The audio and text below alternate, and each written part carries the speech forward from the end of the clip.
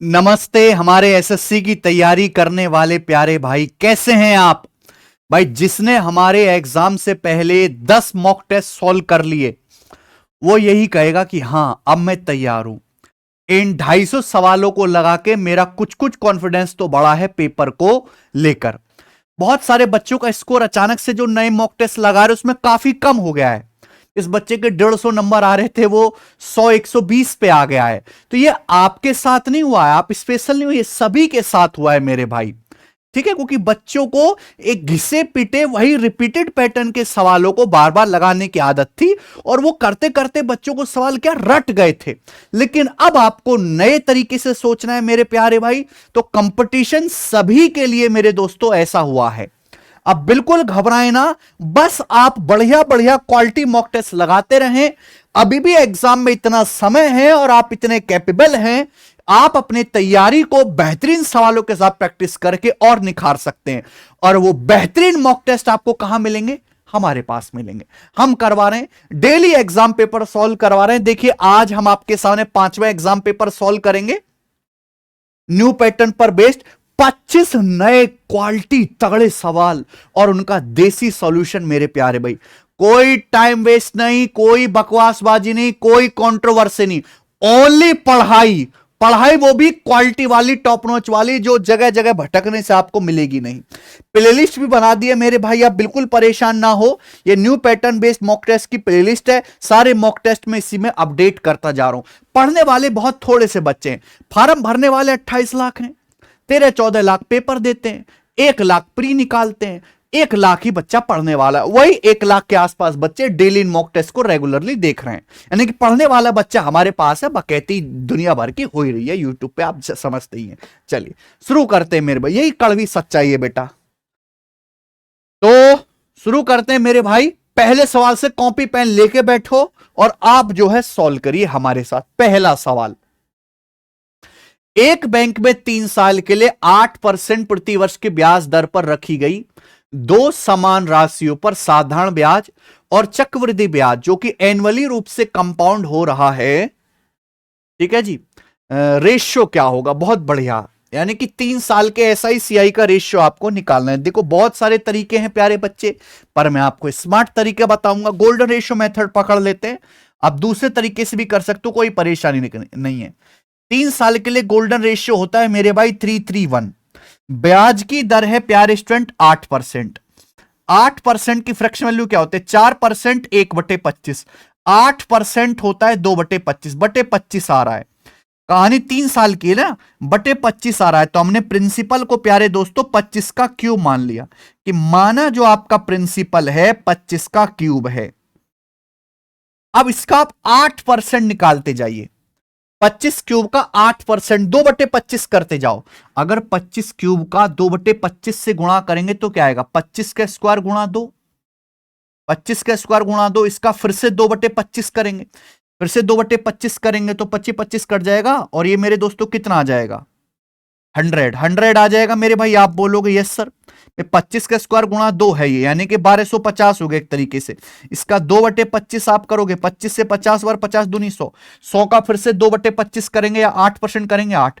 Basically आपको इस principal का ही 8% करते जाना है। आप बोलोगे यस सर, बिल्कुल सही। अब आप इनकी सीधी सीधी गुणा करो। इनकी गुणा करेंगे मेरे भाई, क्या आएगा? 3 दूनी 6, 25 का स्क्वायर 625 की 6 में गुणा करेंगे 3750। ये जो 3750 है ना, यही 3 साल का सिंपल इंटरेस्ट है। जैसे सवाल में क्या पूछा है, सवाल में पूरा डिटेल में आपको बता रहा हूं। SICI का रेशियो पूछा है ना, हाँ, 3 साल के SI और 3 साल के CI का रेशियो पूछा है। तो 3 साल का सिंपल इंटरेस्ट है 3750। कंपाउंड इंटरेस्ट क्या आएगा? पूरी कैलकुलेशन कर लीजिए। 3 की 100 में गुणा करेंगे 300, प्लस 1 की 8 में गुणा करेंगे 8, तो 3750 प्लस 300, 4050 प्लस 8, 4058। यानी कि ये 3 साल के CI और SI का रेशियो आ गया। अगर प्रिंसिपल 25 का क्यूब है, ब्याज की दर 8% है। और मेरे भाई ये 2 से कट रहा है, साफ साफ 2 से कट के ये वाला आंसर आ रहा है 1875 रेशियो 2029। ये एक तरीका इसको करने का है, बहुत अच्छा। 3 साल के लिए ये रेशियो याद रखो, 3-3। आगे चलेंगे। सवाल नंबर 2, आपके सामने क्यूबिक इक्वेशन दी हुई है, इसके रूट अल्फा बीटा गामा है, तो पूछा है sigma alpha square beta gamma. ये रेलवे एनटीपीसी का सवाल है जो मैं आपसे पूछ रहा हूं। बड़ा अच्छा सवाल रेलवे वालों ने पूछा है। बताइए मेरे भाई, देखो ये जो सिग्मा है ये ग्रीक लेटर है, इसका यो मतलब होता है सम। क्या मीनिंग है इसका? Sigma alpha square beta gamma का मतलब alpha square beta gamma plus alpha कीजिए बीटा स्क्वायर गामा अल्फा, ठीक है, बीटा कीजिएगा gamma, gamma square alpha beta. यानी कि इन तीनों टर्म्स के सम को शॉर्ट में लिखने का तरीका यह है। आप बोलोगे यस सर, बिल्कुल सही। अब बच्चे यहां से अल्फा बीटा गामा कॉमन आ जाएगा, ब्रैकेट में क्या बचेगा? Alpha plus beta plus gamma. अगर आपको कॉन्सेप्ट पता है तो सवाल तुरंत हो जाएगा। अल्फा बीटा गामा यानी कि रूट्स का प्रोडक्ट, तीनों रूट्स का प्रोडक्ट। ये जो इक्वेशन है मेरे प्यारे भाई, ये ए है, ये बी है, ये सी है, ये डी है। किसी क्यूबिक इक्वेशन के तीनों रूट्स का गुणनफल क्या आएगा? माइनस का डी बटाए, माइनस का डी बटाए, तो माइनस डी करेंगे, माइनस माइनस प्लस का 1 हो जाएगा बटे ए यानी कि 6। Alpha plus beta plus gamma यानी कि तीनों रूट्स का सम, तीनों रूट्स का सम माइनस बी बटाए, माइनस बी करेंगे तो माइनस माइनस प्लस का 11 हो जाएगा, 11/6। तो 1/6 गुणा 11/6 आएगा जी 11/36। तो आंसर इस सवाल का सेकंड ऑप्शन है। मेरा मकसद केवल सवाल सॉल्व करना नहीं है, मैं आपको सवाल के पीछे का कॉन्सेप्ट भी बता रहा हूं टाइम लेके, वरना टेस्ट तो 20 मिनट में ये आराम से हो जाएगा। तीसरा सवाल करिए बच्चे, बहुत बढ़िया सवाल आपके लिए, अलग सा है सर्कल का।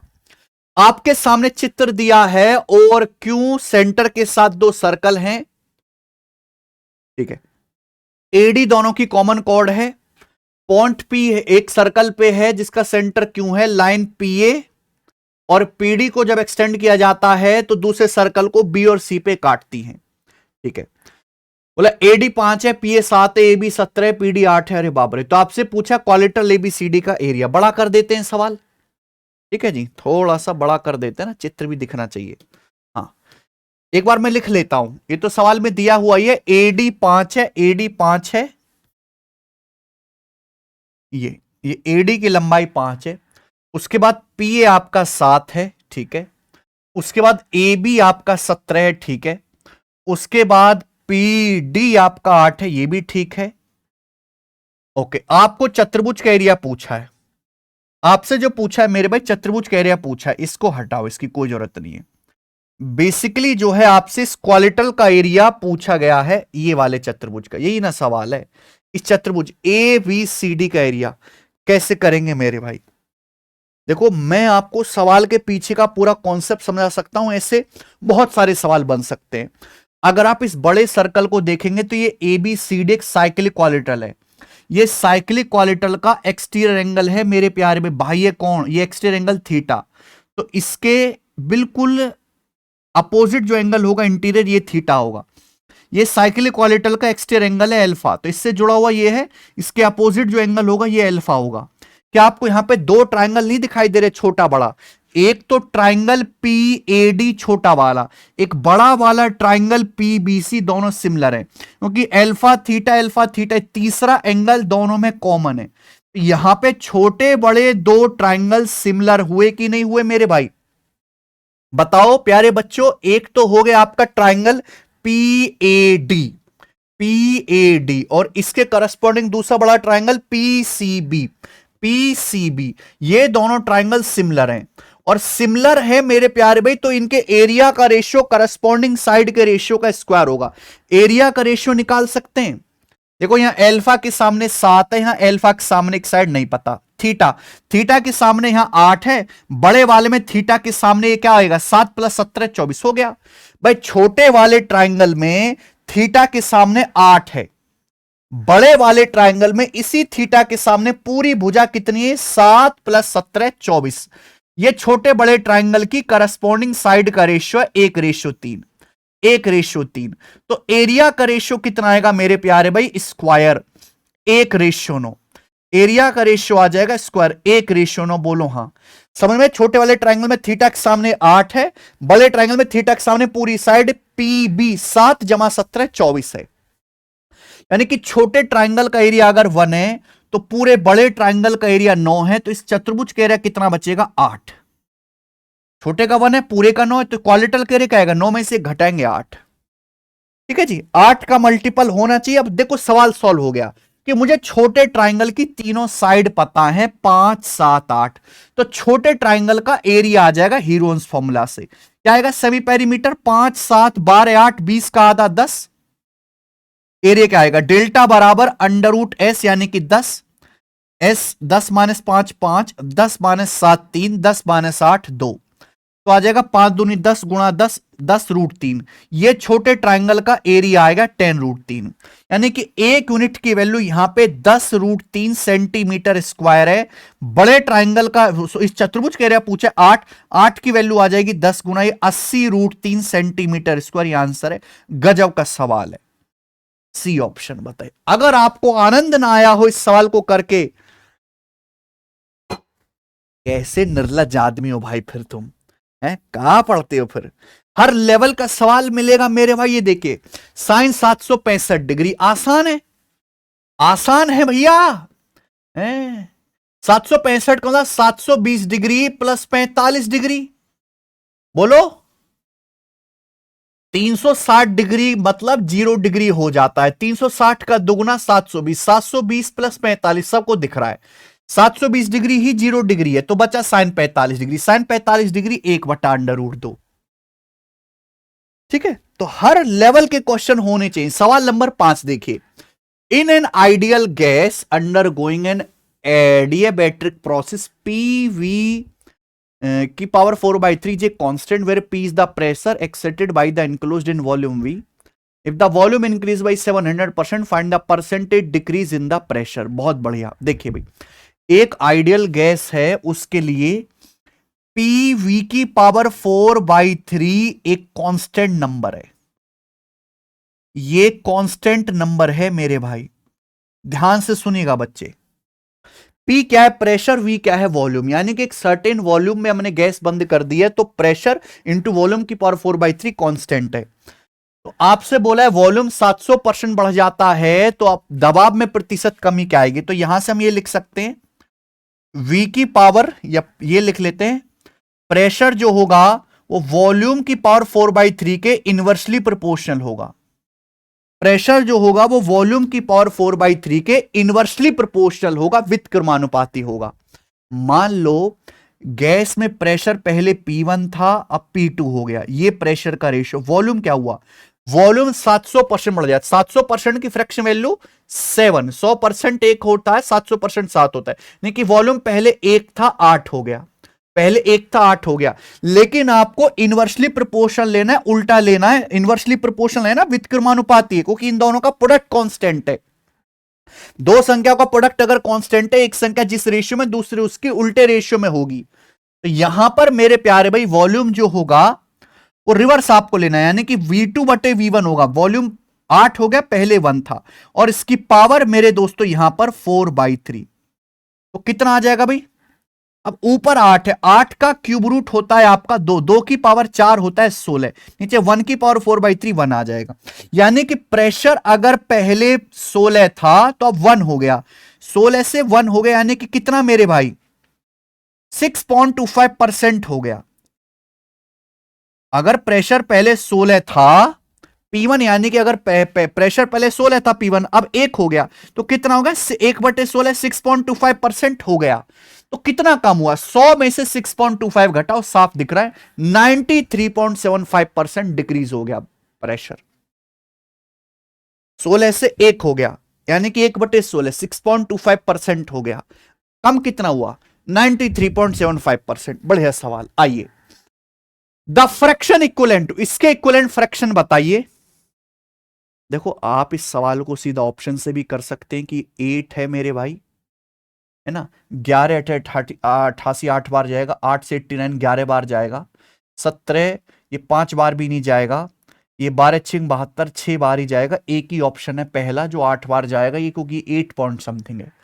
पूरा करना चाहते हैं तो जैसे 8.27 ऐसे दिख रहा है, तो इसका मतलब है 8.27 के ऊपर बार, 0.272727 बार बार आ रहा है ना पॉइंट के बाद।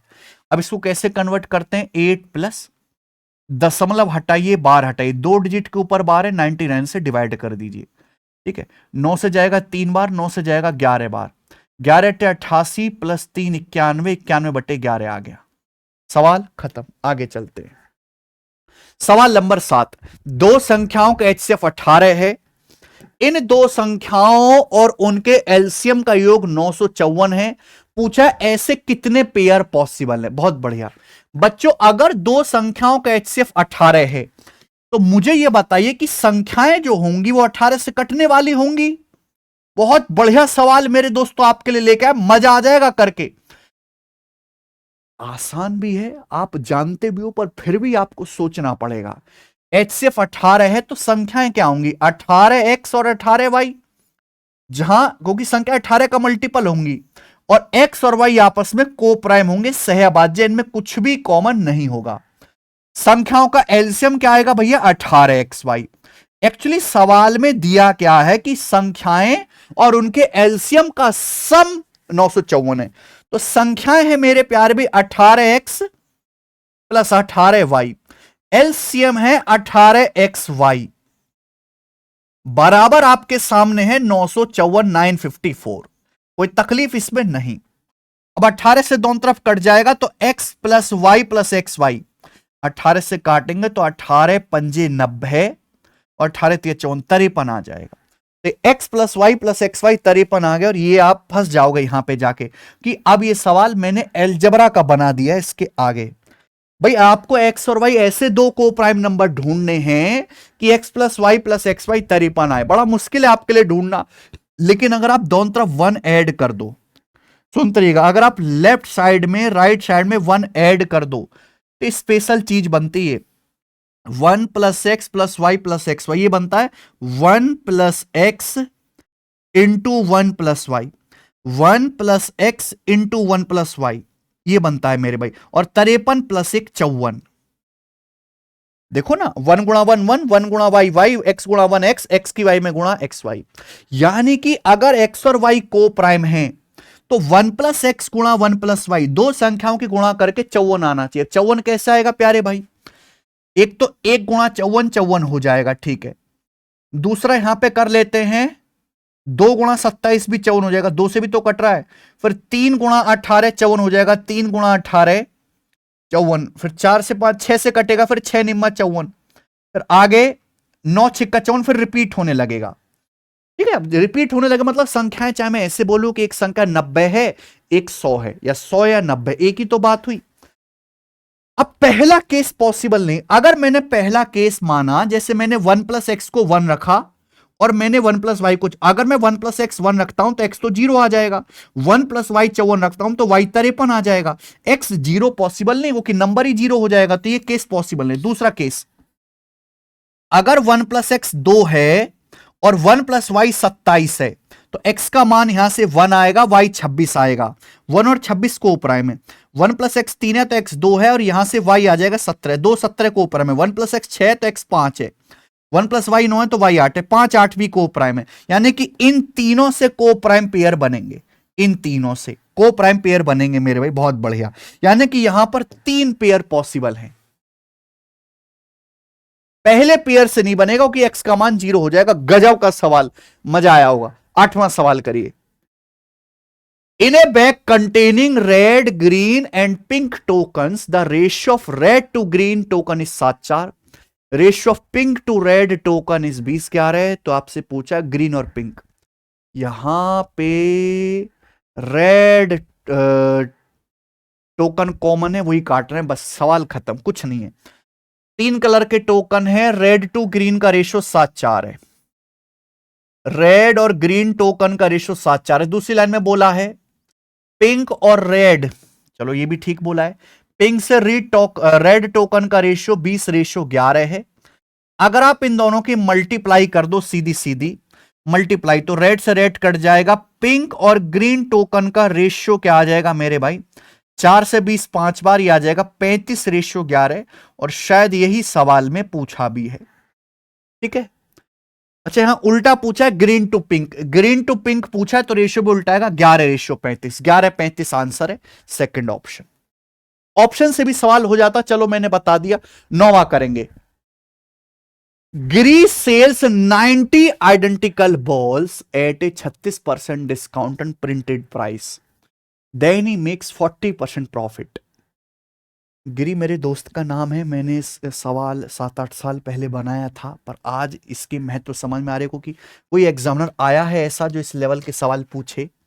गिरी जो है 90 बॉल बनाता है, नहीं 90 बॉल बेचता है भैया, बेच ही सके यू 36% डिस्काउंट पे, प्रिंटेड प्राइस यानी कि मार्क प्राइस पर, तो 40% का प्रॉफिट होता है। ठीक है।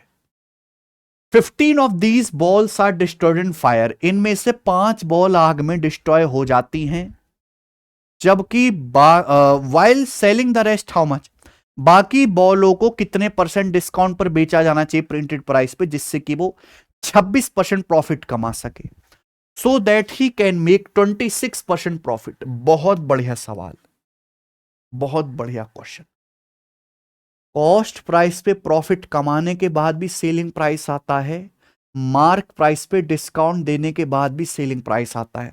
मान लीजिए जैसे गिरी ने 90 बॉल बेचने के लिए खरीदी होंगी, पहले 90 बॉल अगर गिरी बेच रहा है तो पहले खरीदी होंगी, उनका कॉस्ट प्राइस है मेरे भाई सीपी। ठीक है भाई, सीपी। यहां मैं कुछ नहीं करूंगा, सेलिंग प्राइस को इक्वल करूंगा। मैंने मान लिया कि भाई एक बॉल का प्रिंटेड प्राइस 1 रुपए, एक बॉल का जो प्रिंटेड या मार्क प्राइस 1 रुपए, तो गिरी 90 बॉल बेचता है, 40% प्रॉफिट होता है, कॉस्ट प्राइस पे 40% प्रॉफिट हुआ, तो बॉल बिकी कितनी में, 140% में बिकी, सीपी के 140% में बिकी। एक बॉल का प्रिंटेड प्राइस 1 रुपए, 90 बॉल का कितना होगा, 90 रुपए, 90 रुपए पर कितना डिस्काउंट दिया, 36%, 100% पर 36% डिस्काउंट दिया, तो बेका कितने में, 100 में से 36 घटे 64% में। दिस शुड भी इक्वली बराबर होना चाहिए, पहला केस है। दूसरा केस देखिए, अब जो है वो 26% प्रॉफिट कमाना चाहता है, बॉल खरीदी होंगी, 26% प्रॉफिट कमाना चाहता है, तो 126% बेचना पड़ेगा, कॉस्ट प्राइस 126%। लेकिन हुआ क्या, 90 बॉलों में से 15 बॉल आग में जल गई। अगर 90 में से 15 बॉल जल गई तो बची 75 बॉल, 75 बॉल ही बेचेगा। एक बॉल का प्रिंटेड प्राइस 1 रुपए, तो 75 बॉल का कितना होगा, 75 रुपए।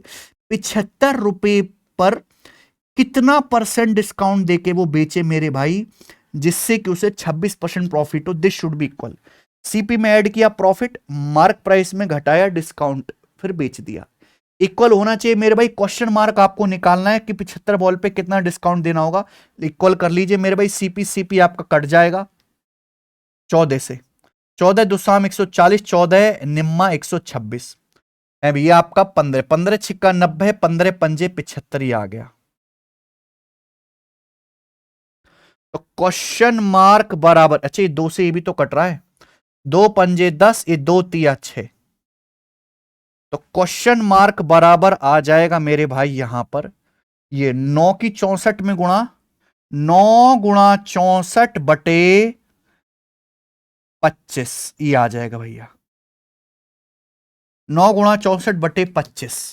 नीचे 25 से देखो मैं भाग नहीं करता, मैं ऊपर नीचे 4 से गुणा कर लेता हूं, जिससे कि 100 हो जाता है। ठीक है जी, जिससे कि 100 हो जाता है।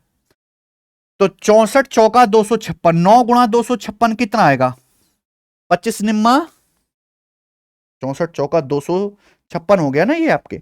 अब 9 की आपको 256 में गुणा करनी है, मैंने कुछ गड़बड़ तो नहीं की है। ये क्वेश्चन मार्क इधर चला जाएगा, 5 25, 25 से 9 इधर चला जाएगा, 9 ये 3 भी तो है भैया, ये 3 भी तो है यहां पे, सॉरी मल्टीप्लाई बाई 3 भी है, ये यहां पर एक 3 भी हमने मिस कर दिया।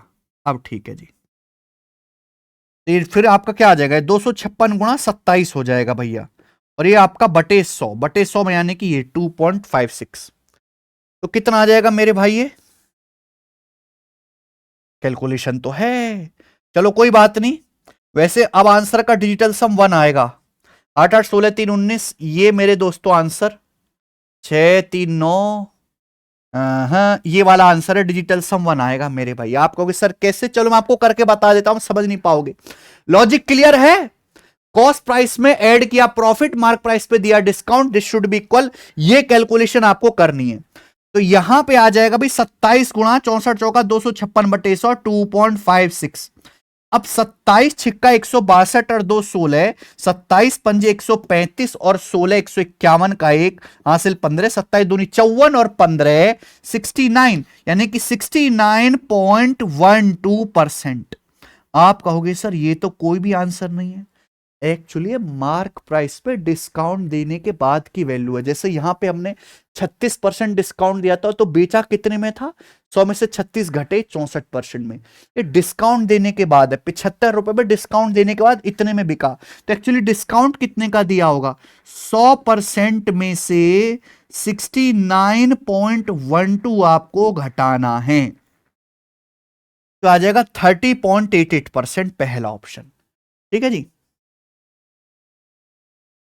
अब हमने डिजिटल सम से कैसे किया? क्योंकि यहां पे 27 से गुणा हो रही थी, यानी कि डिजिटल सम 9 यानी कि 0। अब 100 में से अगर घटाएंगे 0 तो डिजिटल सम 1 आएगा। वो एक ही ऑप्शन का दिख रहा था, 8 8 16 3 19 यानी कि 1। ऐसे कर लिया हमने। ठीक है, अच्छा सवाल है, एक बार फिर से रिपीट करके देख लेना। सवाल नंबर 10 आपके सामने। एक डेटा सेट का मीन 40 है, मोड 38 है, स्टैंडर्ड डेविएशन 4 है। अगर हर ऑब्जर्वेशन को 7 बढ़ा दिया जाए, फिर 3 से गुणा कर दिया जाए, तो नया कोफिशिएंट ऑफ स्क्यूनेस क्या होगा? गजब। देखो मेरे भाई, new coefficient of skewness, new coefficient of skewness आपको बताना है। क्या आपको कोफिशिएंट ऑफ स्क्यूनेस या कार्ल पियर्सन कोफिशिएंट निकालना आता है भैया? देखो ये होता है thrice of mean minus median, thrice of mean minus median बटे standard deviation, thrice of mean minus median बटे स्टैंडर्ड डेविएशन। ठीक है जी, लेकिन यहां पे मोड दिया है तो हम ये वाला कॉन्सेप्ट नहीं लगाएंगे। मोड दिया है ना, तो मीन माइनस मोड बटे standard deviation, mean minus mode बटे स्टैंडर्ड डेविएशन। देखो ये वैसे एक बात बताओ, मुझे तो यहां पे साफ साफ दिख रहा है कि कार्ल पियर्सन कोफिशिएंट सेम रहेगा। अगर एक डाटा सेट का मीन 40 है, अगर आपने हर डाटा सेट को में 7 जोड़ा तो मीन में भी 7 जोड़ जाएगा, फिर आपने 3 से गुणा कर दे, ये आ जाएगा मेरे भाई। मोड में भी मेरे दोस्तों हर नंबर में 7 जोड़ा तो मोड में भी 7 जोड़ जाएगा, फिर 3 से गुणा कर दे, ये भी 3 से गुणा हो जाएगा। अगर आपने मेरे प्यारे भाई हर डाटा सेट में 7 ऐड किया है, तो ऐड करने से स्टैंडर्ड डेविएशन पे कोई फर्क नहीं पड़ता। स्टैंडर्ड डेविएशन मेरे प्यारे भाई क्या हो जाएगा मेरे भाई? मानक विचलन 4 दिया है पहले, स्टैंडर्ड डेविएशन अगर पहले 4 था तो 4 का 3 गुना हो जाएगा, ये आ जाएगा मेरे भाई। एक सवाल ये भी बन सकता है मेरे भाई कि स्टैंडर्ड डेविएशन सेम रहेगा कि बदल जाएगा? सेम रहेगा एज इट इज जो पहले था, क्योंकि अगर आप मीन माइनस मोड इन दोनों का डिफरेंस जब लेंगे, जब आप ये मीन हो जाएगा न्यू मीन, ये न्यू मोड हो जाएगा, जब आप इनका डिफरेंस लेंगे तो 7 7 कट जाएगा, डिफरेंस क्या आएगा? 40 माइनस 38 2 गुणा 3। स्टैंडर्ड डेविएशन क्या आएगा? स्टैंडर्ड डेविएशन पहले मेरे प्यारे भाई 4 था, ये भी 3 गुना हो गया, 4 गुणा 3, तो मेरे भाई 3 से 3 कट गया, 2/4 1/2 यानी कि 0.5। और पहले भी मेरे दोस्तों कार्ल पियर्सन कोफिशिएंट 0.5 ही था, न्यू भी 0.5 है। ये ध्यान रखिएगा कि अगर आपको हर डाटा सेट में सेम एक्शन किया जाए, सेम एक्शन मल्टीप्लाई वाला मेरे प्यारे भाई, तो कोई फर्क नहीं पड़ता, कार्ल पियर्सन कोफिशिएंट सेम रहता है। ठीक है जी, ये न्यू मीन हो जाएगा, न्यू मोड। अगर आप हर नंबर में 7 ऐड करोगे तो स्टैंडर्ड डेविएशन पे कोई फर्क नहीं पड़ता। मल्टीप्लाई 3 क्या है, तो स्टैंडर्ड डेविएशन भी 3 से मल्टीप्लाई हो जाएगा। और वैल्यू रखिए मेरे प्यारे भी, इनका डिफरेंस आएगा 6 बटे न्यू स्टैंडर्ड डेविएशन, तो ये 0.5 इसका आंसर है। बहुत बेसिक सवाल था, कुछ नहीं है, आगे चलेंगे बच्चे। एक कोन का कर्व सरफेस एरिया 5904 पाई है, इसके बेस का डायमीटर 72 है, तो कोन की हाइट पूछिए। कोन का कर्व सरफेस एरिया आप सभी लोग जानते हैं पाई आर एल, पाई। अब यहां पे डायमीटर 72 है, तो रेडियस कितनी आ जाएगी? 36 आ जाएगी, 72 का आधा। तो पाई गुणा 36 गुणा स्लांट हाइट बराबर 5904 पाई। बोलो हां। पाई से पाई कट गया, तो स्लांट हाइट आ जाएगी 36 से काट लीजिएगा इसे। 36 एकम 36, बचेगा 23, है ना। 36 छिक्का 216, फिर आ जाएगा मेरे प्यारे भाई 14, 36 चौका 144। स्लांट हाइट यहां पे 164 आ गई, रेडियस यहां पे 36 है। आपसे हाइट पूछी है, मुझे ट्रिपलेट दिख गया क्योंकि दोनों में 4 कॉमन है। 4 कॉमन है, 4 गुणा 41 है मेरे प्यारे भाई, ये 4 गुणा 9 है रेडियस, तो हाइट कितनी आएगी? 9 40 41 ट्रिपलेट होता है, 9 40 41 ट्रिपलेट होता है। स्लांट हाइट जो है वो 90 डिग्री के सामने होता है। ये 41 से गुणा, ये 9 से गुणा है, तो ये 40 से गुणा, 9 40 41 ट्रिपलेट होता है 4, तो हाइट आएगी भी 4 गुणा 40 160। 9 40 41 का ट्रिपलेट है यहां पर। आगे आ जाइए बच्चे, सवाल नंबर 12। बढ़िया टेस्ट एकदम। पाइप ए और बी किसी टंकी को 20-16 मिनट में भर देती हैं। अगर दोनों पाइप को एक साथ खोल दिया जाए तो कितने समय बाद ए को बंद कर दिया जाए ताकि भरी हुई टंकी का तापमान 25 डिग्री सेंटीग्रेड हो। ए और बी से निकलने वाले पानी का टेम्परेचर क्रम से 10 डिग्री और 30 डिग्री सेंटीग्रेड है। आज तक आपने पाइप और सिस्टम का ऐसा सवाल नहीं किया होगा जैसा ये है। दो पाइप है भाई साहब, ए और बी अलग अलग। पाइप ए से जो पानी आ रहा है उसका टेम्परेचर है 10 डिग्री सेंटीग्रेड, बी से जो पानी आ रहा है उसका टेम्परेचर 30 डिग्री सेंटीग्रेड है। आपको टंकी भरनी है और इस तरीके से भरना है कि टंकी का टेम्परेचर 25 डिग्री सेंटीग्रेड। तो ये टेम्परेचर किसका होता है? पानी के वॉल्यूम का। तो दोनों पाइपों से पानी किस वॉल्यूम में भरना चाहिए कैसे पता लगेगा? रेशियो से। एलिगेशन लगाओ, 30 माइनस 25 5 और 25 माइनस 10 15, 5:15 आ गया, 1:3। यानी कि दोनों पाइपों से पानी की मात्रा 1:3 के रेशियो में भरनी पड़ेगी। ये लॉजिक हुआ एक। आई बात समझ में? अब पाइप ए जो है मेरे भाई यहां पे टंकी भर सकता है 20 मिनट में, और बी जो है टंकी भर सकता है प्यारे बच्चों आपको 16 मिनट में। तो 20 और 16 का एलसीएम मान लेते हैं 80 की, जो हमें टंकी भरनी है उसकी कैपेसिटी 80 है। तो पाइप ए की एफिशिएंसी क्या आ जाएगी? 4, 1 मिनट में 4 भरेगा, और बी की एफिशिएंसी आ जाएगी 80/16 5। यानी कि हमें टोटल 80 यूनिट टंकी भरनी है, और लेकिन हमें टेम्परेचर मेंटेन करके चलना है। तो पाइप ए और बी से जो पानी भरा जाएगा उसका वॉल्यूम 1:3 होगा। तो बोला कितने समय बाद पाइप ए को बंद कर दिया जाए जिससे कि टंकी का टेम्परेचर 25 डिग्री हो। पाइप ए से 1 यूनिट भरना है, बी से 3 यूनिट, यानी कि टोटल भरा जाएगा 4। 4 की वैल्यू अगर 80 यूनिट के बराबर है कैपेसिटी, तो पाइप ए से कितना भरना है? 1 यूनिट, 1 की वैल्यू 20। 80 को 1:3 में बांटेंगे तो 20 पाइप ए भरेगा, 60 पाइप बी भरेगा। 20 60 1:3 का रेशियो हो गया। तो पाइप ए से 20 यूनिट टंकी भरवाएंगे, और पाइप ए भरेगा 4 एफिशिएंसी के साथ। तो पाइप ए को कितने समय चला के बंद करना पड़ेगा? 5 मिनट। 5 मिनट पाइप ए को चला के बंद करना चाहिए। ये आंसर आ जाएगा जी ऑप्शन नंबर सी। बताओ क्या गजब का सवाल नहीं है ये? ऑस्कर विनिंग सवाल है मेरे भाई, एकदम ऑस्कर विनिंग।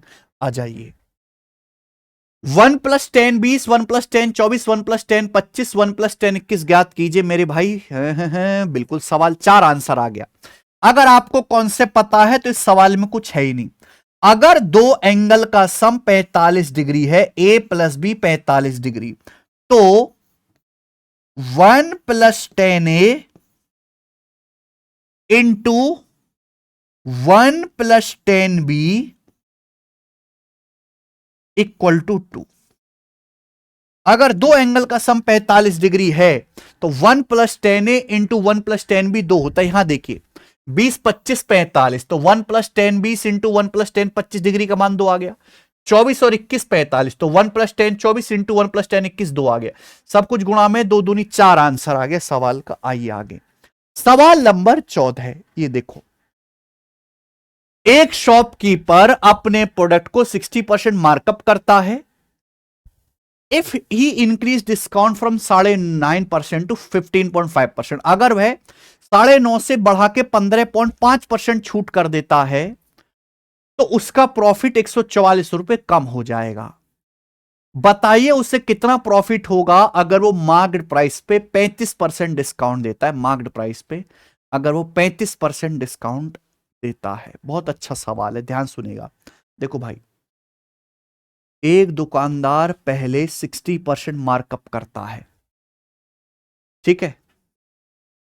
फिर अगर दुकानदार पहले 9.5% छूट दे रहा था, अगर छूट 9.5 से बढ़ाकर 15.5% कर दे। एक बार बताइए, अगर दुकानदार ज्यादा डिस्काउंट कस्टमर को देना लगेगा तो कस्टमर पैसा कम देगा, यानी कि दुकानदार का प्रॉफिट कम हो जाएगा।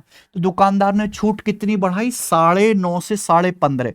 दुकानदार ने छूट बढ़ाई 6%, जबकि दुकानदार का प्रॉफिट कितना कम हुआ? 144 रुपए। यानी किसी 6% डिस्काउंट बढ़ाने की वजह से ही दुकानदार ने डिस्काउंट 6% बढ़ाया, ग्राहक से 6% कम लेगा, 144 रुपए प्रॉफिट कम हो जाएगा। लेकिन छूट दी जाती है एमआरपी पे, तो मार्क प्राइस का 6% 144 है, तो मार्क प्राइस का 1% कितना है मेरे प्यारे भाई? यहां पर 24। तो मार्क प्राइस का 100% कितना है? 2400 रुपए। ये मार्क प्राइस का 100% 2400 रुपए आ गया मेरे दोस्तों। अब बात समझ में आ गई? आप बोलोगे यस सर, अच्छी तरीके से समझ में आ गई है, ठीक है। अब बताओ, एक दुकानदार 60% प्राइस बढ़ा के अंकित करता है। अब यहां पे हम रेशियो से भी कर सकते हैं, एग्जैक्ट कैलकुलेशन भी कर सकते हैं, क्योंकि एक और नया सवाल आ गया। 60% प्राइस बढ़ा के अंकित करता है, इसका मतलब यह है कि 60% की फ्रैक्शन वैल्यू है 3/5। 60% की फ्रैक्शन वैल्यू है 3/5, यानी कि अगर कॉस्ट प्राइस 5 है तो 5 का मार्क प्राइस कितना रखा है? 8। अगर 8 की वैल्यू 2400 रुपए है मेरे भाई, 300 गुना, तो 5 की वैल्यू भी यहां पे 300 गुना आएगी, 1500 रुपए। यानी कि कॉस्ट प्राइस आपका 1500 रुपए आ जाएगा। 8 की वैल्यू 2400 रुपए, 300 गुना, तो 5 की वैल्यू भी 300, 1500 रुपए। सीपी है 1500। अगर वो मार्क प्राइस पे 35% डिस्काउंट देता है, मार्क प्राइस 2400 रुपए है, अगर 2400 रुपए पे 35% डिस्काउंट देगा तो बेचेगा कितने में? 100 में से 35 घटे 65% में बेचेगा। ये सेलिंग प्राइस आ जाएगा। 2400 का 65% कितना होता है? 1440 प्लस 120, यानी कि 1560 रुपए। तो अगर वो मार्क प्राइस पे 35% डिस्काउंट देगा तो 1560 रुपए में बेचेगा। सीपी कितना है? 1500 रुपए। 1500 रुपए के क्रिय मूल्य का सामान वो 1560 रुपए में बेचेगा तो उसका प्रॉफिट 60 रुपए होगा। मैंने एग्जैक्ट कैलकुलेशन करके बता दी, आप यहां पे 100 मान के या रेशियो से भी कर सकते हैं बच्चे। आ जाओ, समांतर चतुर्भुज जिसका आधार 2x² प्लस 5x प्लस 3 व क्षेत्रफल ये है, इसका एरिया ज्ञात करें। देखिए, अगर कोई पैरेललोग्राम है तो पैरेललोग्राम का एरिया बराबर होता है बेस गुणा हाइट। बेस गुणा हाइट। देखो, पैरेललोग्राम में समांतर चतुर्भुज में आमने सामने भुजाएं पैरेलल होती हैं, आमने सामने की भुजाएं बराबर भी होती हैं। तो जो बराबर साइड हैं उनके बीच की दूरी की अगर आप गुणा कर दोगे तो पैरेललोग्राम का एरिया आ जाएगा, ठीक है जी। अब ये सवाल वैसे ज्योमेट्री का है पर ये सॉल्व होगा अलजेब्रा से। यहां पे एरिया दिया है 2x³ plus x² minus 7x minus 6। ये पैरेललोग्राम का एरिया बराबर बेस। बेस कितना है? 2x² plus 5x plus 3। ये आपका बेस है, इनटू हाइट। हाइट आपको निकालना है, तो मेरे भाई हाइट कैसा आएगी? ऑब्वियसली बात है, इसको इससे हम डिवाइड करेंगे। अब डिवाइड करने का तो मेरा कोई मूड है नहीं, क्योंकि ये एक एल्जेब्रिक एक्सप्रेशन बन गया है, तो मैं अपनी मर्जी से x का कोई मान यहां पे रख लेता हूं। अपनी मर्जी से x का कोई मान रख लो जो आपको पसंद है, मुझे बस ऑप्शन सेटिस्फाई करना है। मान लो मैंने x को 0 रख लिया, तो देखिए ये सब 0 हो जाएगा, ये -6 हो जाएगा। मेरिया की बात कर रहे हैं, ये 3 हो जाएगा। यहां से हाइट आ जाएगी -2। ठीक है भैया, क्योंकि सवाल ज्योमेट्री का बचा नहीं, अलजेब्रा। -2 x बराबर 0 रखने पे ये ऑप्शन 4 हो रहा है, ये -4 हो रहा है, ये ऑप्शन -2 होगा, ये ऑप्शन 2 होगा, गलत। तो बी ऑप्शन अकेला -2 बनेगा, यही आंसर है भाई। इस तरीके से आपको सवाल उड़ाने हैं। 29, 18 और 9% की सिंगल छूट किस एकल छूट के बराबर है मेरे भाई? बताओ जल्दी से जी। देखिए ऑप्शन बहुत ज्यादा नजदीक है। 29, 18, 9% की सिंगल छूट किस एकल छूट के बराबर है? और आंसर भी कोई एग्जैक्ट नहीं है, अप्रोक्स है कि हम यूनिटी डिजिटल सम से निकाल भी लें।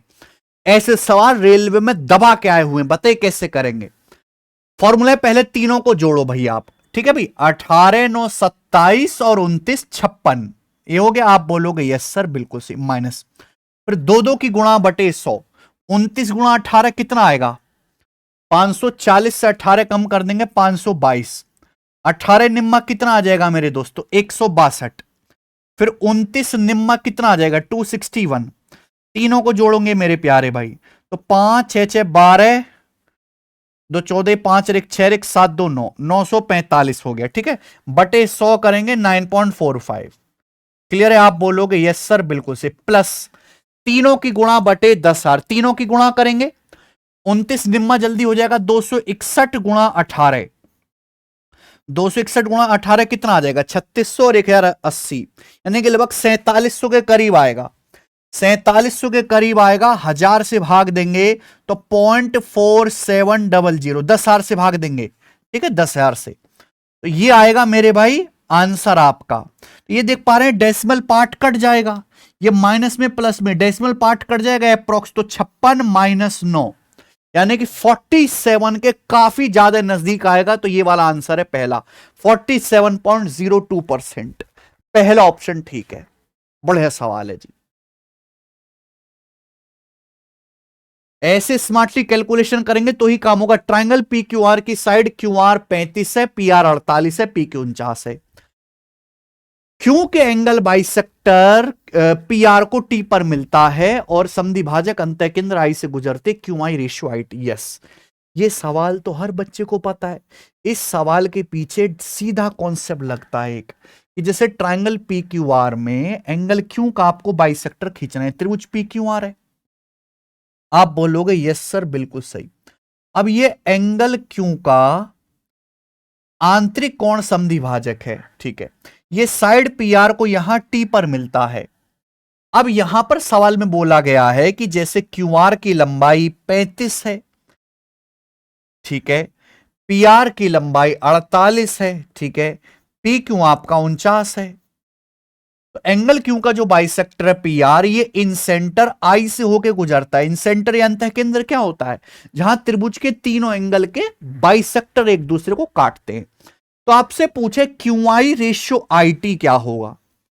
Q I ratio I T क्या होगा मेरे भाई? अब आप जवाब दीजिए कि अगर मैंने एंगल बाइसेक्टर खींचा एंगल क्यू का, ये इन सेंटर है, तो अपर से लोअर पार्ट का रेशियो क्या आएगा? एंगल क्यू बनाने वाली साइड का सम, यानी कि 49 प्लस 35 बटे थर्ड साइड, यानी कि 48। तो 49 प्लस 35 आएगा मेरे भाई, ये सॉरी 48 है नीचे, कितना? 84। 84 बटे 48 कितना आएगा? 12 सत्ते 84, 12 चौक 48, 7 बटे 4 आंसर है। ये पहला ऑप्शन सही है जी।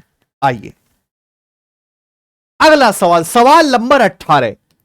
किसी ग्रुप में कुछ बच्चों का एवरेज वजन 58 किलोग्राम है। 54 किलोग्राम एवरेज वजन वाले 8 बच्चे ग्रुप छोड़ देते हैं और 3 बच्चे ग्रुप में शामिल होते हैं, अलग अलग वेट है, तो ग्रुप में बाकी बच्चों के एवरेज वजन में 575 ग्राम की वृद्धि होगी। पूछा यह है कि ग्रुप में स्टूडेंट की आरंभिक संख्या कितनी थी। शानदार सवाल मेरे भाई, बताए ऐसे सवालों को हम कैसे करते हैं? ऐसे सवालों में हमें यह पता लगाना है कि लड़कों के आने से और जाने से टोटल वेट में कितना फर्क पड़ रहा है, क्योंकि टोटल में चेंज बटे एवरेज में चेंज, ऐसे बच्चों की संख्या आ जाएगी। अगर किसी ग्रुप में कुछ बच्चे हैं जिनका एवरेज वजन 58 किलोग्राम है, अब सवाल में 54 किलोग्राम वाले 8 बच्चे छोड़ देते हैं, 54 केजी वजन और एवरेज वजन वाले 8 बच्चे छोड़ देते हैं। एवरेज से कम वजन वाले पतले पतले लड़के छोड़ के जा रहे हैं, तो फायदा होगा मेरे भाई। एवरेज 58 किलो, 54 किलो वाले छोड़ के चले गए, 4 किलो कम वजन वाले 8 बच्चे छोड़ के चले गए मेरे दोस्तों, यानी कि एवरेज से कम वजन वाला जाता है आदमी तो फायदा होता है। 3 लड़के नए आए, एक बार बताओ, एक लड़का आया 53.6 किलो का, ग्रुप का एवरेज वजन 58 किलो, 53.6 किलो का आ रहा है। एवरेज से कम वजन का लड़का घर में घुस रहा है, नुकसान होगा। 58 से 53.6 कितना कम है? 4.4 केजी कम है। दूसरा लड़का आता है 54 किलो का, 58 से 54 4 किलो कम है। तीसरा लड़का आता है 57.4 केजी का, 58 से 57.4 0.6 केजी कम है। यानी कि इनकी उथल पुथल से 8 चौक 32, 32 में से घटाएंगे मेरे दोस्तों ये 5 और 4 9, 32 माइनस 9, 23 केजी का टोटल वजन बढ़ेगा। 23 केजी टोटल बढ़ेगा। अब 1 किलो का मतलब होता है 1000 ग्राम, तो 23 किलो का मतलब 23,000 ग्राम। यानी कि इनकी उथल पुथल से टोटल वजन 23,000 ग्राम बढ़ा, जबकि एवरेज कितना बढ़ा? 575 ग्राम एवरेज बढ़ा। तो बच्चों की संख्या कितनी होगी? टोटल में चेंज बटे एवरेज में चेंज, डिवाइड कर दीजिए। अब ये जाएगा 25 से 40 बार जाएगा, और ये 25 से दूनी 50 और 25 से 75, 23 से 23 कट जाएगा। बहुत बढ़िया, यानी कि 40। तो ग्रुप में बच्चों की संख्या 40 है। 40 आंसर मत लगा देना, ये तो ग्रुप में अब बच्चों की संख्या है। पूछा स्टार्टिंग में बच्चों की संख्या कितनी थी। अगर स्टार्टिंग में n बच्चे थे तो 8 बच्चे छोड़ के चले गए, 3 बच्चे नए आए, यानी कि स्टार्टिंग बच्चों की संख्या ये उधर जाएगा 40 5 45 थी, 45 बच्चे थे। आंसर बी ऑप्शन है 45। बढ़िया सवाल था, आगे चलेगा।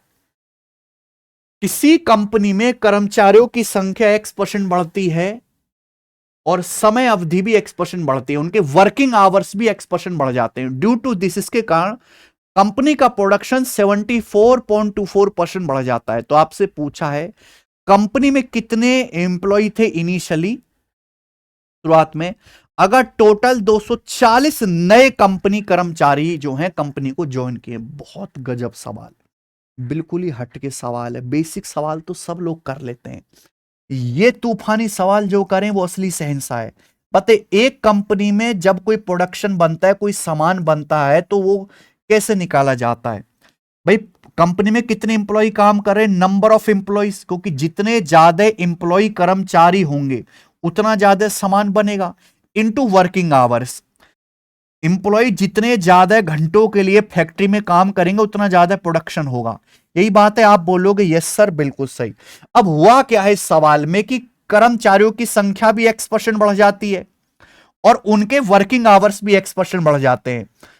तो प्रोडक्शन कितना बढ़ गया मेरे भाई? प्रोडक्शन बढ़ गया 74.24% प्रोडक्शन बढ़ गया, 74.24% बढ़ गया। बच्चे बोलो बात सही है।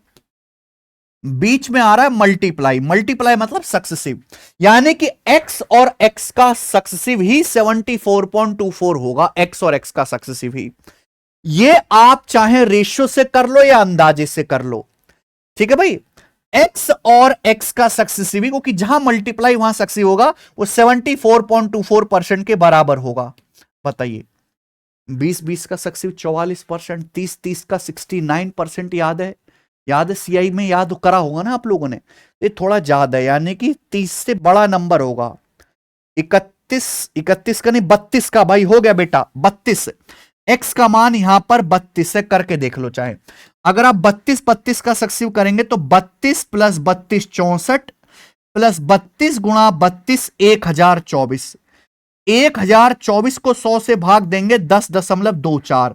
64 में 10.24 अगर जोड़ेंगे तो 74.24% आएगा, यानी कि x का मान 32% है। यानी कि कंपनी में एम्प्लॉय की संख्या 32% बढ़ी है। 32% की फ्रैक्शन वैल्यू 8/25, यानी कि कंपनी में पहले 25 एम्प्लॉय थे, तो एम्प्लॉय की संख्या 8 बढ़ गई, जबकि कंपनी में कर्मचारियों की संख्या कितनी बढ़ी है? 240 बढ़ी है। 8 के लिए 240 है 30 गुना, तो कंपनी में शुरुआत में कितने एम्प्लॉय थे? 25। 25 के लिए भी 30 गुना है 750। तो ये सवाल मैंने हिट एंड ट्रायल अप्रोच से किया। आप अंडर रूट लेके रेशियो से भी कर सकते हो, कि मुझे याद है स्टैंडर्ड 5 10 15 20 25 30, ये स्टैंडर्ड रेट है, इनका सक्सेसिव याद होना चाहिए, 2 बार का भी 3 बार का भी। आगे चलिए। एक पिरामिड का बेस एक समबाहु त्रिभुज है जिसकी हर एक साइड 8 सेंटीमीटर है। इसकी स्लांट एज तिर्यक कोण 24 सेंटीमीटर है। पिरामिड का टोटल सरफेस एरिया क्या होगा? मेरे भाई मैंने प्रिज्म और पिरामिड पढ़ा दिया इस चैनल पे। अगर किसी बच्चे को प्रिज्म पिरामिड के कॉन्सेप्ट नहीं आते, जाके पढ़ लीजिएगा। पूरी उम्मीद है आज के जमाने में इससे सवाल आने की। देखो प्यारे दोस्त, यहां पर हमारा एक पिरामिड है। पिरामिड का बेस एक समबाहु त्रिभुज है और इसकी भुजा जो है ये 8 है। आपसे ना यहां पे पिरामिड का टोटल सरफेस एरिया पूछा है, तो टोटल सरफेस एरिया के निकालना पड़ेगा पिरामिड का आपको पहले लेटरल सरफेस एरिया। देखिए लेटरल सरफेस एरिया होता है 1/2 perimeter of base, 1/2 perimeter of base into slant height L। Slant height, slant height अलग होता है, स्लांट एज अलग होता है भाई, प्लस पिरामिड का जो बेस है उसका area plus area of base. ये कॉन्सेप्ट है पूरा का पूरा। क्या आपको मेरी बात समझ में आई? देखिए मान लीजिए पिरामिड का बेस एक समबाहु त्रिभुज है और इसका बेस ये इक्विलेटरल ट्रायंगल है, इसके इन सेंटर है। ये पिरामिड होता है इस तरीके से। आपके ये मेरा पिरामिड है, इसका बेस तो ये स्क्वायर है, लेकिन इसका जो है टॉप ये एपेक्स कहलाता है। अब इसके स्क्वायर बेस पिरामिड है, इसके 4 कोने हैं, तो कोने को मेरे प्यारे भाई जब आप मिलाओगे एपेक्स को, इसके शीर्ष को चारों कोनों से मिलाओगे तो ये स्लांट एज कहलाता है। अब पिरामिड के अगर आप इस सरफेस देखेंगे तो कैसे दिख रहे हैं? ट्रायंगुलर दिख रहे हैं, त्रिभुजाकार दिख रहे हैं। तो इस ट्रायंगल की जो हाइट होगी मेरे भाई वो स्लांट हाइट कहलाएगी। ठीक है जी। तो यहां पे मान लीजिए कि जैसे आपका ये पिरामिड है, ये ABC, ठीक है, और ये जो है पिरामिड की हाइट हो जाएगी। अब हाइट से अगर मैं यहां पे कोनों को मिलाऊंगा मेरे प्यार भी, कोनों को मिलाऊंगा इस तरीके से, है ना, A और C को, तो क्या बनता है? वो स्लांट एज बनता है, स्लांट एज। ठीक है जी।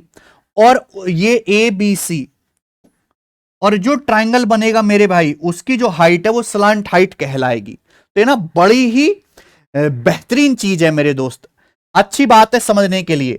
तो जैसे मान लीजिए पिरामिड का ये एपेक्स है, एपेक्स से मैंने ये जो है कॉर्नर A और C को मिलाया है, एपेक्स से हमने कॉर्नर A और C को मिलाया है, तो एपेक्स से जो दूरी है यही पिरामिड की स्लांट एज है 24।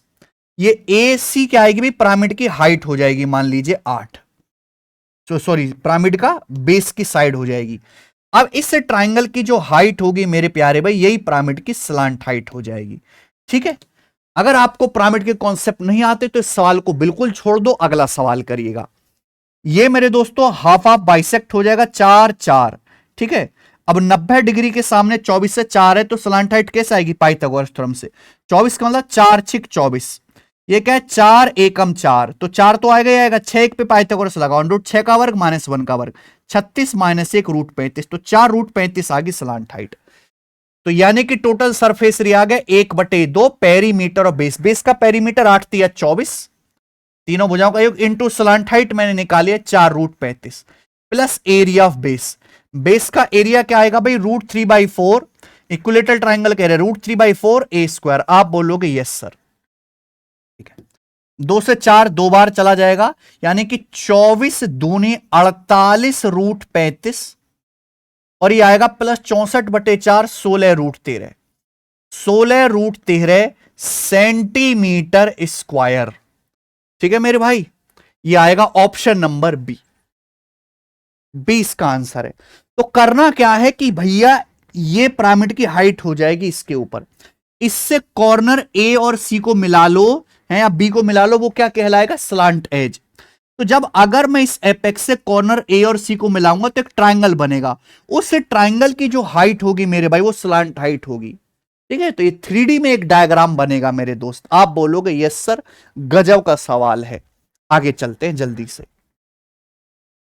3 नंबर का एवरेज 13 है। जब एक नेचुरल नंबर n को शामिल किया जाता है तो इन 4 इंटीजर्स का एवरेज एक ऑड इंटीजर रहता है। n की मिनिमम पॉसिबल वैल्यू क्या है? अजीब सवाल है। एक बार बताओ, 3 नंबर है, आसान है, बहुत इजी। 3 नंबर का एवरेज 13 है, तो इन संख्याओं का योग कितना होगा? 13 का 3 गुना 39, 13 का 3 गुना 39। अब इसमें हमने एक और नेचुरल नंबर n को शामिल किया, तो जो 4 नंबर बन गए मेरे भाई इनका एवरेज, इन चारों नंबर्स का जो एवरेज है वो एक ऑड इंटीजर है, तो ये एक ऑड इंटीजर आना चाहिए प्यारे बच्चे। क्या आपको मेरी बात समझ में आ गई? यही सवाल है ना। 3 नंबर का एवरेज 13 है तो सम क्या आएगा 39। अब इसमें एक और नंबर n शामिल ले लिया तो अब क्या हो जाएगा योग 39 प्लस n। 4 नंबर हो गए, 4 नंबर का एवरेज क्या आएगा बटे 4, ये 4 नंबर का एवरेज आएगा। ऑड इंटीजर होना चाहिए, n की वैल्यू क्या आएगी? ऑप्शन से ले लेते हैं, 39 3 42 बटे 4 नहीं, 39 4 43 बटे 4 नहीं, 39 5 44 बटे 4 11 ये हो गया, 39 1 40 बटे 4 10 10 ऑड नहीं है। अगर मैं n की जगह 5 रखूंगा तो 39 प्लस 5 44 बटे 4 हो जाएगा 11, और 11 एक ऑड इंटीजर है, बाकी किसी ऑप्शन से ऑड इंटीजर नहीं आ रहा, तो n की मिनिमम वैल्यू 5 होगी। बताइए अगला सवाल। सेब बेचने वाले एक दुकानदार ने a shopkeeper selling apple offered a discount of 10% on his marked price. Further owing to persistent bargaining by a customer he offered x mangoes free for every 40 mangoes purchase by the customer and still made an overall profit of 12.5% in the transaction. Find the value of x if the apple were marked at 50% more than cost price. Apple x का मान ज्ञात कीजिए अगर सेब को उनकी लागत मूल्य से 50% अधिक पर अंकित किया गया है। भाई साहब इतना शानदार सवाल है ना, बहुत ज्यादा दिमाग और लॉजिक चाहिए सवाल को करने के लिए। देखिए एक सेब का व्यापारी है, पहले वो सेब खरीद के लाता है और उनकी लागत मूल्य से कॉस्ट प्राइस से 50% एबव वो मार्क करता है। 50% की फ्रैक्शन वैल्यू होती है 1/2, यानी कि सेब का व्यापारी 2 रुपए का अगर सेब खरीद के ला रहा है, CP 2 है, तो मार्क प्राइस कितना रखा है 3। 2 रुपए के एप्पल का मार्क प्राइस 3 रखा है। शॉपकीपर जो है वो एप्पल को बेचते समय मार्क प्राइस पे 10% डिस्काउंट देता है। 10% की फ्रैक्शन वैल्यू 1/10, 10 पे 1 का डिस्काउंट है, 10 का सामान कितने में बेचा 9 में। लेकिन मेरे भाई कस्टमर अभी भी रुकता नहीं है, कस्टमर और डिस्काउंट मांगता है, तो भैया और बार्गेनिंग करता है। तो वो क्या है, हर 40 मैंगो पर, ये एप्पल लिखा है यहां मैंगो लिखा है, चलो कोई बात नहीं, हर 40 मैंगो पर वो x मैंगो फ्री देता है मेरे भाई। ठीक है जी, मैंगो नहीं एप्पल ही कर लीजिए। वो हर 40 आम पर x आम फ्री देता है मेरे भाई, तो ये भी तो एक तरह का डिस्काउंट है।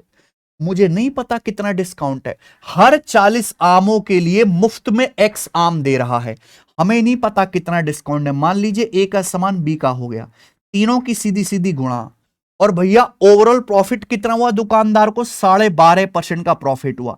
12.5% की फ्रैक्शन वैल्यू होती है 1/8, 1/8 प्रॉफिट हुआ, यानी कि अल्टीमेटली 8 का सामान 9 में बिका। लॉजिक ये है कि मार्कअप परसेंटेज और डिस्काउंट परसेंटेज का सक्सेसिव बराबर प्रॉफिट परसेंटेज।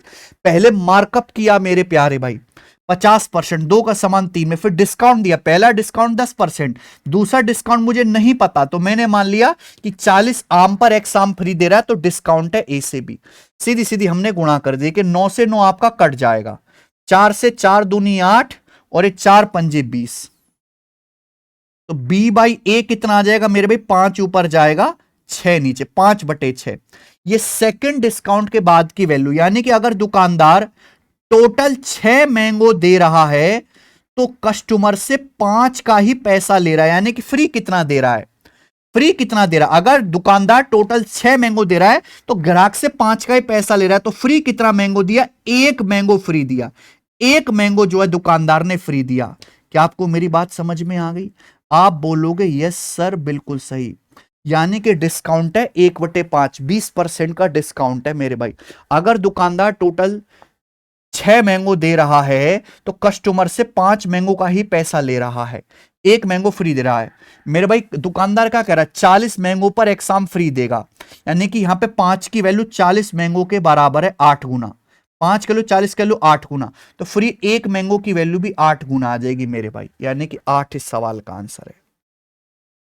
नहीं डिस्काउंट तो 1/6 हो जाएगा, सॉरी 16.66% डिस्काउंट होगा यहां पर। टोटल कितने मैंगो दिए दुकानदार ने, 6, 6 में से कस्टमर से 5 का पैसा लिया, 1 फ्री दिया।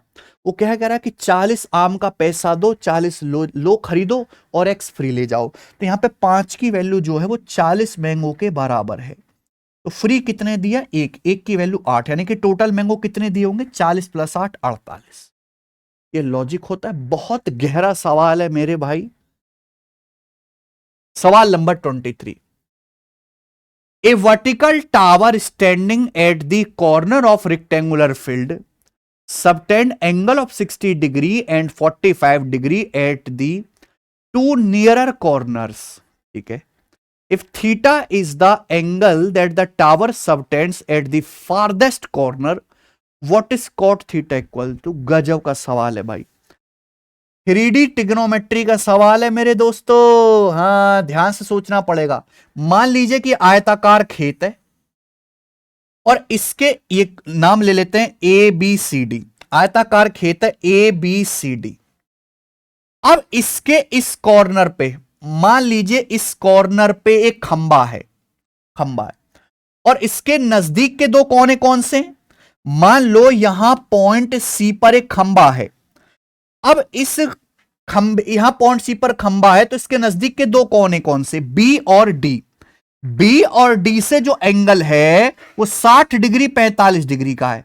सबसे दूर कौन सा कॉर्नर है? सबसे दूर कॉर्नर है ये वाला, सबसे दूर कॉर्नर ये वाला है मेरे भाई। ठीक है। और इस सबसे दूर कॉर्नर यानी कि पॉइंट ए से जो एंगल है खंबे का थीटा है, कॉट थीटा आपसे पूछा। एक बार बताओ, मान लीजिए कि पॉइंट सी पर एक खंबा खड़ा हुआ है, इसका पॉइंट बी से जो एंगल है मेरे प्यारे दोस्तों वो 60 डिग्री का है। कितने डिग्री का है? 60 डिग्री का है। आप बोलोगे यस सर।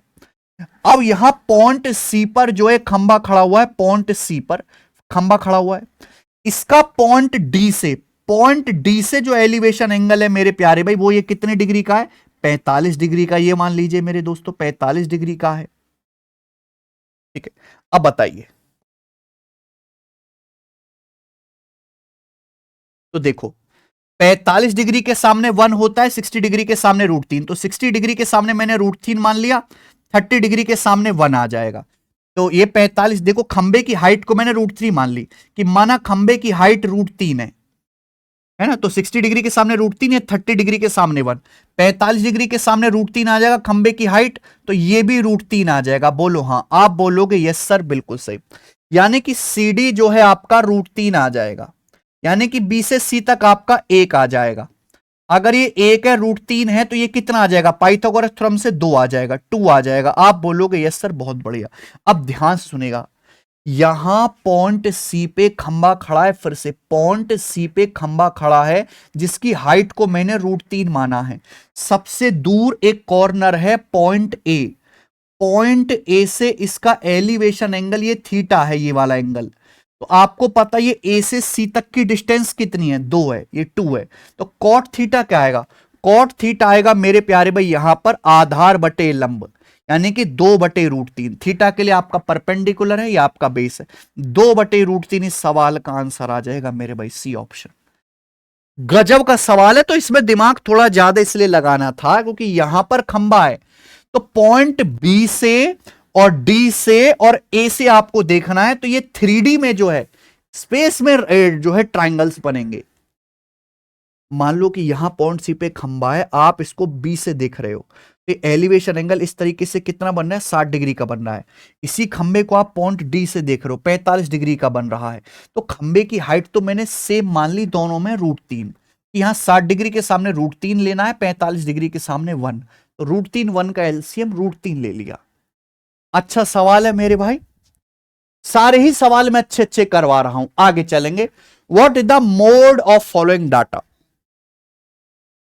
इस डाटा का आपको मोड बताना है। ठीक है जी। क्या आपको मोड का फॉर्मूला आता है बहुलक निकालने का? नहीं आता तो ये भैया concept, L + F1 - F0 upon twice of F1 - F0 - F2 into H। Clear? आप बोलोगे हाँ जी सर। अब यहां पर ये F1 क्या है? देखो ये है एज इन नंबर्स, ये है मरीजों की संख्या, मेरे भाई, यानी कि एक तरीके से फ्रीक्वेंसी है ये। ठीक है, यानी कि 15 से 25 साल की एज वाले 14 मरीज हैं, 25 से 35 साल की एज वाले 32 मरीज हैं। सबसे ज्यादा फ्रीक्वेंसी किसके, यहाँ पे 39 की। ये F1 है, मॉडल क्लास, इसे बोलते हैं मॉडल क्लास। इससे पहले वाली जो है ये आपका F0 हो जाएगा, इससे आगे वाली जो क्लास है F2 हो जाएगी। ये मॉडल क्लास के लोअर लिमिट है मेरे भाई 35, तो L का मान यहाँ पर 35 हो जाएगा।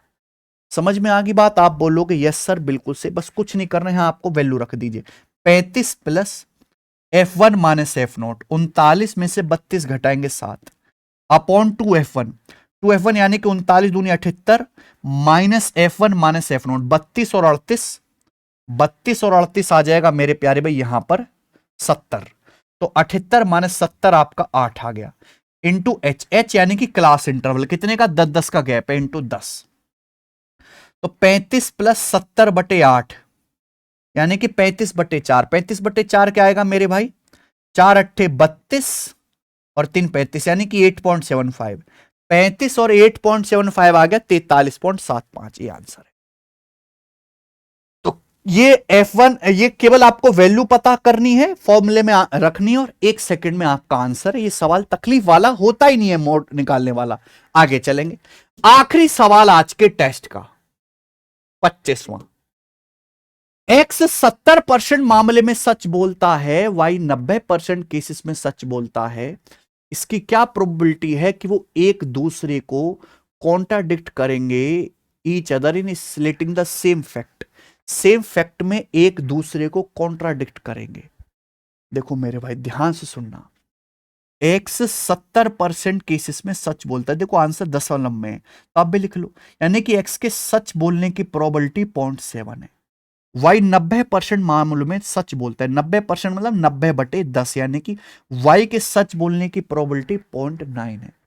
अब एक बात पे बहस चल रही है, क्या प्रोबेबिलिटी है कि वो एक दूसरे को कॉन्ट्राडिक्ट करेंगे। कॉन्ट्राडिक्ट कब होगा मेरे भाई, कि भाई अगर X सच बोल रहा है तो Y झूठ बोले, अगर X सच बोल रहा है Y झूठ बोले, तो एक दूसरे को कॉन्ट्राडिक्ट विरोध करेंगे। लेकिन यह भी केस हो सकता है कि X झूठ बोल रहा हो, X झूठ बोल रहा हो मेरे भाई, और आपका Y सच बोल रहा हो, यानी कि यही दो केसेस में वो एक दूसरे को कॉन्ट्राडिक्ट करेंगे, कि दोनों सच बोलेंगे तो भी सहमति बनेगी, दोनों झूठ बोलेंगे तो भी सहमति बनेगी। तो ये केस बनने चाहिए अलग अलग, इन दोनों को जोड़ना है।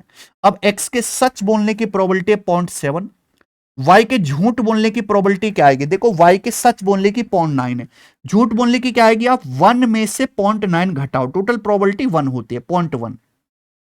X के झूठ बोलने की प्रोबेबिलिटी क्या आएगा, 1 में से सच बोलने की प्रोबेबिलिटी 0.7 घटा दीजिए 0.3।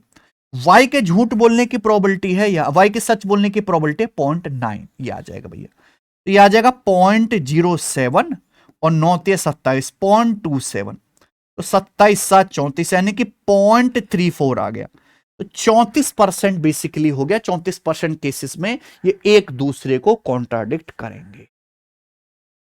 ठीक है, इसी के साथ ये सवाल होता है समाप्त मेरे प्यारे भाई, और मैंने तसल्ली से समझाया है।